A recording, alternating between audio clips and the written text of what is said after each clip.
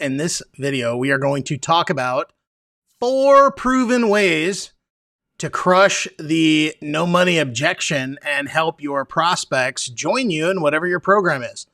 So one of the top reasons people don't join things is typically the objection of I have no money. And I've seen this in all kinds of scenarios. I've seen it in network marketing, affiliate marketing, sales, course sales, high ticket coaching. You name it, this is one of those objections that always seem to come up. And so I thought it would be a good idea to give you a couple of ways that you can handle that objection, how you can take that objection and maybe turn it around, how you can help that person to figure out how to put the money together. It is one of those common issues. And one of the things that we want to understand when we're talking with prospects or working with prospects is always to be compassionate and sympathetic. I am not one of those hardcore closer guys. I am about trying to help people make positive decisions. So I like to approach things from the idea of putting myself in their shoes. However, I also understand and I know that human psychology is a lot of people will try to avoid making a decision. And I am looking for people to make a decision one way or the other. And for me, I prefer that they either come with a yes or a no, because I don't want to spend my time on people that are not interested in moving forward. And I know you don't either. And sometimes people, their intention is good. They're not really interested, but they also don't want to be rude. And most people I have found, they won't tell you really what it is that they want based upon the idea of, I don't want to be mean. I don't want to be rude. I'm trying to be respectful. And so if you understand that, if you understand where the prospect is coming from, it's a lot easier to understand how to deal with this objection. So one of the first things, I'm going to give you the 4 things that you can do to help them come up with money if they're struggling to join your program. But it's first is understanding, like, getting to the core heart of the issue. And you do that by speaking directly to the heart of it. And this question, I think, has helped me in many ways get to the heart of the issue. So when somebody comes up with the no money objection to join your program or your course or your coaching or whatever it might be, the first thing you can say to them is, okay, I can appreciate that, but would you mind if I ask you one question? And of course, they're going to say yes. Say, are you telling me that you don't have money because you're really not interested and you don't want to hurt my feelings? Or is it that you really just don't have the money? And I will tell you that is an out for them right there, because you're giving them an out, basically. That, hey, if you're really not interested, what you're saying is, I would just prefer that you tell me you're not interested, and that's okay. And you can reiterate that. Because if people have no interest, I'd rather get right to that than wasting my time trying to figure something else out. So if they then come back and say, no, I'm actually really interested in your program, I'm just not sure how I can pay for it at this time. So one of the things that I came up with is 4 ways that you can help people to come up with some quick money if they have the real desire to join your program. So let's go ahead and we'll dive into this, because this is a very common objection. Everybody comes up against this. Again, no matter what it is that you're selling, we'll talk about it. But the first one is, I like to say, clean your house. Okay. And I don't mean clean your house, get the vacuum out and mop the floor and things like that. I'm talking about, you can say to your prospect, okay, so here's what we need. Let's say we need $500. What do you have in your house that you can sell and come up with the $500? Most of us have things in our house that we no longer use, that we're holding on to, and that we don't realize that there's actually a lot of money on the table. And your prospects are the same way. So one of the things that you can do is you can ask them, what do you have around your house that is of value that you're not willing to necessarily hold on to anymore, that you might be able to sell and get some money for that? One of the things that I know for myself, that if I really wanted to get out there and make a little bit of extra cash, I literally have in my closet right over here, I have probably about 4 or 5 iPhones from previous years. like an iPhone 11, an iPhone 8, an iPhone 7. I have a bunch of my old phones sitting in my closet.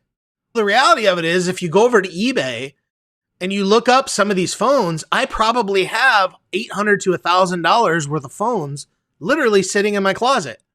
If I really wanted to take the time, which right now I don't want to, I could sell those. How many other people do you think have old phones that they could sell? There's a lot of people out there willing to buy some of these older phones. It's one of the great ways that people can go out there and make some extra cash. Put it up on eBay. You'd be surprised. Some of these older phones are selling for $100 or $200 on eBay. And it may only be a couple years old. Some people don't want to go buy a brand new iPhone for $1,100, $1,200. You see? So this is a great way for people to sell things and offload some of the stuff that's around their house and actually make some extra cash in order to join you in your opportunity. So this is something that you can use to help people when it comes to putting money together to join you in whatever program it is that you're promoting. Okay. So that's the first one. Look around the house. What else do you have that you can sell? And I'm telling you, it'll be a great way for people to join you and give your prospect a solution, because it's very easy for us to just walk away and go, oh, and I've done it before, or it's like, oh, if they're going to constantly say, I don't have the money, maybe it's not somebody I want to work with. And that may be true. But if somebody genuinely wants to, and they see your program as something that's beneficial to them, then it behooves you to help them figure it out. All right. So let's talk about number 2. This is another way for people to make money, and I believe it's a great way to do it. Uber and Lyft, okay? A lot of people don't realize that ride sharing is a big deal today, okay? In the last 2 months, I've literally traveled to 3 events, and I've used Uber and Lyft several times. And every time that I go on a drive, I always tip my driver. I always give them a nice tip, especially if they're great talk, and almost 99% of the majority of the people that I ride with, that I get a ride from, are super nice people. And it prompts me to give them a great tip. But this is a great way for you to make some money also if you are looking for a way to make money, or your prospects are. So suggest that to your prospects. Have you ever considered driving for Uber or Lyft? This is a great way to make some money. Give people, they go out, they can get started. Obviously, they have to go through their startup process, but that is a great way to do it. And it's really working on your terms when you want to work, whenever you want to work. And that's the great flexibility of that. Okay.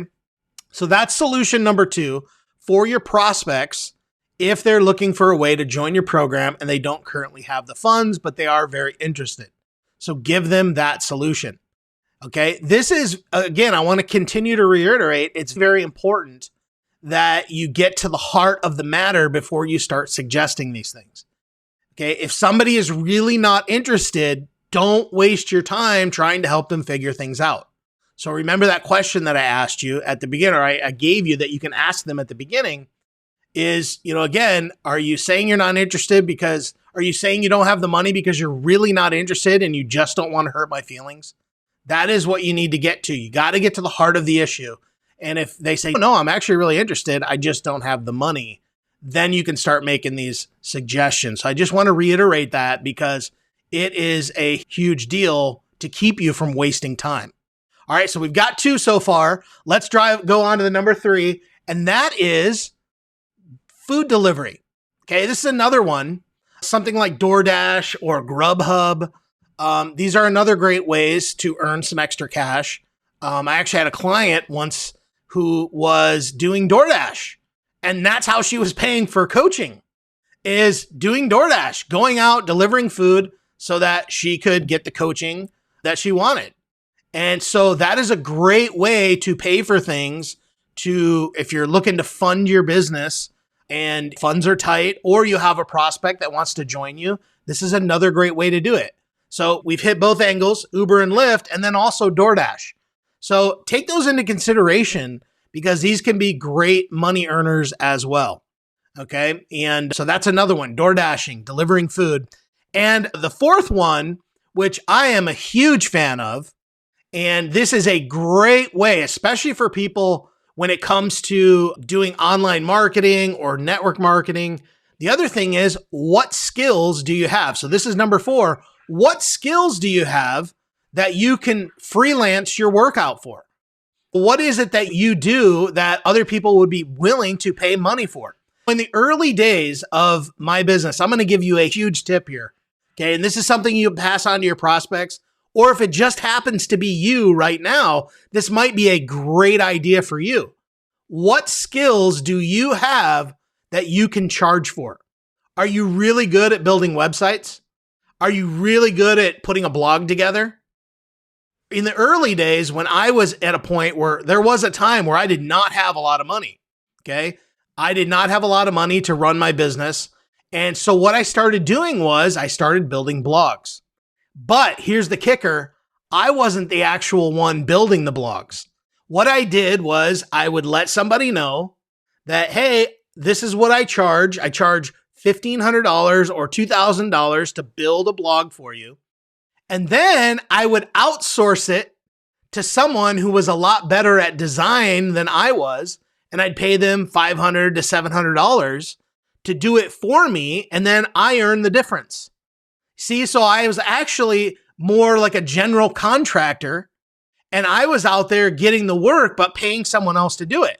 Now, if you are really good at what it is that you're looking to accomplish or you're looking to sell, then you could probably do the work yourself and keep all the money. But the idea of it is all you need to have is a little bit of creative thinking. This can not only help you, but it could also help your prospects when you come up against the no money objection. See, if people are truly, and they see what you're offering them as a vehicle to get where they want to go, if they see what you're offering them as a vehicle to reach their goals, to reach their dreams, their desires, whether it be, again, your program, your network marketing opportunity, if you're selling courses or coaching, whatever it is, if they see your program as that is what can help them get to the point that they want to get to, then it behooves you to have a list of ideas that can help you help them. That favorite line from Jerry Maguire, help me help you. And that's really what this is all about. You can say that to your prospects, help me help you. Okay? Because the goal is we want to help them get where they want to go. The greatest thing that you can do is serve others.